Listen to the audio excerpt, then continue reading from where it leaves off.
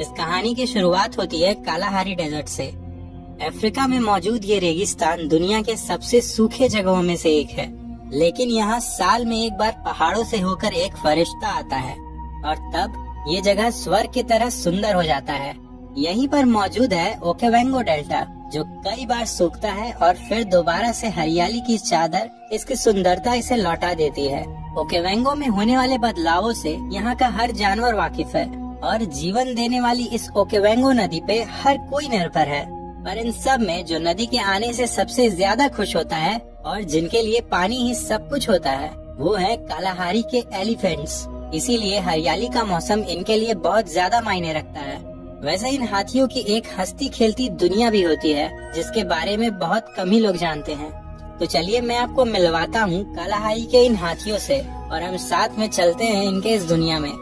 ये हाथी यहाँ बहुत समय से रहते आ रहे हैं। वैसे तो इनके पूर्वजों के समय से आज तक इनमें तमाम बदलाव आए हैं, लेकिन कुछ ऐसा भी है जो आज भी बिल्कुल वैसा ही है और यही तो हम आगे वीडियो में देखने वाले हैं। वैसे इस झुंड में एक बहुत ही खास हथनी भी रहती है। मिलिए शानी से। 40 साल की हो चुकी शानी अपने बहन के बाद झुंड की सबसे एक्सपीरियंस एलिफेंट है और अपनी बहन के बाद झुंड की अगली मैट्रियार्क यानी कि लीडर शानी को ही बनना है। लेकिन अभी तो इसका पूरा ध्यान अपने 1 साल के बच्चे को पालने पर है। ये है जोमो, इस हाथी परिवार के सबसे छोटे सदस्यों में से एक। जोमो भी और बच्चों की तरह ही बड़ा चंचल है और ये भी खूब शरारतें करता है। इन हाथियों के लिए परिवार ही सब कुछ होता है और ये एक दूसरे की मदद करने से कभी भी पीछे नहीं हटते। इस परिवार की लीडर है गाया, यानी कि शानी की बड़ी बहन। गाया ने कई सालों के मेहनत के बाद जाकर ये मुकाम हासिल किया है, जब पूरा परिवार उसकी हर बात मानता है। यहाँ एक खास बात ये है कि यहाँ मौजूद हर हाथी गाया की बहनें, बेटियाँ, ग्रैंड चिल्ड्रन और बाकी सगे ही हैं। हालांकि यहाँ कोई बड़ा नर हाथी नहीं है, क्योंकि नर हाथियों को बड़ा हो जाने के बाद झुंड से दूर जाना पड़ता है और वो केवल कुछ ही मौकों पे झुंड में वापस आते हैं। वैसे अभी गाया एक बहुत ही जरूरी चीज सोच रही है। दरअसल इसे पता है कि कुछ ही समय के बाद डेल्टा सूख जाएगा और इसीलिए इसे अपने परिवार को अभी से ही यहाँ से दूर ले जाना है। और यही तो वो चीज है जो इनके पूर्वजों से लेकर आज तक वैसी ही है, यानी कि हाथियों की ये एपिक माइग्रेशन। आज से हजारों लाखों साल पहले इन हाथियों के पूर्वज भी ऐसा ही माइग्रेशन किया करते थे और आज ये हाथी हमें उनकी ही एक झलक दिखाने वाले हैं। इनका ये सफर हजारों किलोमीटर्स का भी होता है। इस परिवार में से बहुतों के लिए ये ट्रिप नया और एक्साइटिंग होने वाला है, लेकिन खतरनाक भी। अब सब कुछ निर्भर करेगा गाया के एक्सपीरियंस और नॉलेज पे, जो ये हाथी कई पीढ़ियों से अपने वारिसों को पास ऑन करते आ रहे हैं। वैसे तो हर साल ये सफर अपने साथ अलग अलग मुश्किलों को लेकर आता है, लेकिन इस साल ये इस परिवार में सभी की जिंदगी को हमेशा हमेशा के लिए बदल देने वाला है। 2 महीने बाद अब ओकेवेंगो बिल्कुल सूख रहा है। एक समय पर जो जगह कभी हरा भरा हुआ करता था, आज वो रेगिस्तान में बदलते जा रहा है। अब यहाँ पर केवल थोड़ा सा ही पानी बचा हुआ है और हाथियों के लिए एक साथ इतना सारा पानी देखने का ये आखिरी मौका है। और आखिरकार जोमो और उसका पूरा परिवार इस मौके को कैसे जाने दे सकता है, इसीलिए वो तुरंत ही झील के पास आ जाते हैं। हालांकि जोमो को तो नहीं पता कि ये आखिरी बार पानी में खेल कूद रहा है और इसके बाद तो कई महीनों के बाद ही इसे इतना सारा पानी एक साथ देखने को मिलेगा। लेकिन बड़ों को ये बात अच्छे से मालूम है और इसीलिए वो भी इस बार पानी में भरपूर रह लेना चाहते हैं। पर कुछ ही देर के बाद ये जगह हाथियों के वजह से कीचड़ में तब्दील हो गया। वैसे कीचड़ को हाथी एज ए सनस्क्रीन भी इस्तेमाल करते हैं, लेकिन यहाँ की कीचड़ में कुछ तो गड़बड़ है। और सबसे पहले गाया को ये महसूस हुआ कि ये कीचड़ अब दलदल में बदलते जा रहा है, इसीलिए वो झट से सबको आवाजें देकर यहाँ से बाहर निकालने लगती है। सब तुरंत ही जैसे तैसे करके बाहर निकल भी जाते हैं, लेकिन इन सब में एक छोटा बच्चा दलदल में ही फंस चुका था और ऐसे में उसकी जान भी जा सकती थी। इसीलिए गाया उसे बचाने के लिए तुरंत ही दलदल में घुस जाती है। उसने इससे पहले भी ऐसे बच्चों को मरने से बचाया था और इसीलिए उसने सबसे पहले बच्चे के सिर को दलदल से बाहर निकाला ताकि बच्चा सांस ले सके। और इसके बाद गाया ने बच्चे के बगल में गड्ढा करके उसे दलदल से बाहर निकाल लिया। वैसे अभी गाया की उम्र 50 साल से ज्यादा की हो चुकी है और इसने पहले भी कई बार डेल्टा को सूखते देखा है, इसीलिए गाया को ये भी पता है कि अब इसके परिवार को यहाँ से जल्द निकलना होगा। गाया को इस सफर के हर पड़ाव के बारे में अच्छे से याद है। वो सारे रास्ते, खाने के लिए रुकने वाली जगहें, सफर में मौजूद खतरा और ऐसे ही बहुत कुछ। इसके बाद गाया तुरंत ही अपने परिवार को तपते हुए कलाहारी के बीच से लेकर इस एपिक जर्नी पे ले जाने लगी। एक सफर जो हजारों किलोमीटर तक का हो सकता है, और तो और कभी कभी इसे पूरा करने में 8 महीनों तक का सफर भी लग सकता है। गाया परिवार को लेकर आगे बढ़ते जाती है। चलते चलते 4 दिन बीत जाते हैं और अब परिवार एक ऐसे जगह पर आ चुका है जहां इन्हें खाना मिलने वाला है। लेकिन यहाँ आके इन्हें एक सरप्राइज मिलता है। यहाँ इन सबको एक और हाथियों का परिवार दिखता है और बाद में ये पता चलता है कि ये तो इनके अपने ही हैं। दोनों परिवारों ने एक दूसरे को काफी दिनों से नहीं देखा है और इसीलिए ये सब बहुत ज्यादा खुश थे। शानी भी अपनी एक कजिन सैम से मिलके बहुत ज्यादा खुश हो गई थी। ये इसकी सबसे करीबी बहन है और इन दोनों को ही एक दूसरे के साथ रहना बहुत ज्यादा पसंद है। अब दोनों एक साथ मिलकर कुछ खाने जाते हैं। शानी पेड़ को जोर जोर से हिलाती है, लेकिन इसके बाद भी केवल एक ही फल नीचे गिरता है। शानी फिर कोशिश करती है, लेकिन इस बार भी कुछ नहीं होता। अब जब ये हार मान ही चुकी थी, तभी कहीं से वहाँ एक बड़ा मेल एलिफेंट आ जाता है और वो एक कमाल की चीज करता है। वो अपने 2 टांगों पे खड़ा होकर एक साथ ही बहुत सारे फल नीचे गिरा देता है। यहाँ जोमो को अपना रोल मॉडल मिल चुका है। खाने के बाद अब बारी थी फिर से आगे बढ़ने की। इनके सामने सर्कल्स और लाइंस का एक कमाल का नेटवर्क है और ये कालाहारी के आखिरी कोने तक जाता है। ये रहस्यमय लाइंस हाथियों के एंशिएंट रास्ते हैं और इनमें जो सर्कल्स हैं वो कुछ और नहीं बल्कि पानी के छोटे छोटे कुंड हैं।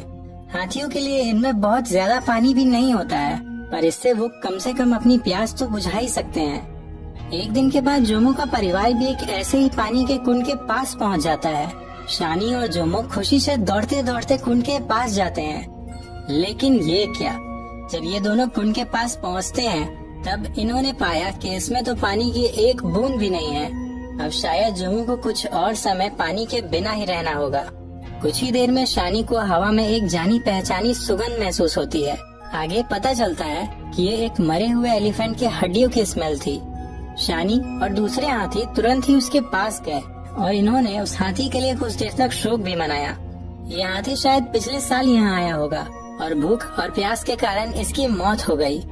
हो सकता है कि शानी इस हाथी को जानती भी हो, लेकिन अब क्योंकि यहाँ पानी नहीं मिला इसलिए गाया परिवार को लेकर आगे बढ़ जाती है। उसने अगले वाटर होल यानी कि कुंड तक जाने वाला सबसे नजदीकी रास्ता चुना है। अब इन्हें वहाँ तक जाने में कितने रातें और कितने दिन लगेंगे ये तो इनके स्पीड पे ही निर्भर करेगा। इस नए जर्नी में जोमो बहुत से नए जगहों और जीवों को अपने सामने देख रहा था। ये सब इसके लिए एक्साइटिंग तो था ही, लेकिन इसके साथ ही ये बहुत ज्यादा थका देने वाला भी था। इधर चलते चलते इन्हें अब लगने लगा कि पानी बिल्कुल पास ही है और ऐसा सच में था भी। वो फाइनली एक पानी के कुंड के पास पहुंच ही जाते हैं और इन्होंने दूसरे सभी जानवरों को वहां से भगा दिया, क्योंकि हाथियों के आ जाने के बाद यहाँ सर्वाइवल ऑफ द बिगेस्ट का कानून चलेगा। इधर जोमो ने जैसे ही देखा कि उसकी माँ का ध्यान उस पे नहीं है तो वो तुरंत ही भाग के वॉर्थॉक्स के पास खेलने के लिए आ गया। लेकिन वॉर्थॉक्स इसमें कुछ ज्यादा इंटरेस्टेड तो नहीं थे, इसलिए जोमो वापस से अपने परिवार के पास आ जाता है। इधर जब शानी ने पानी पीने का प्रयास किया तब उसने पाया कि पानी तो बिल्कुल खराब हो चुका है।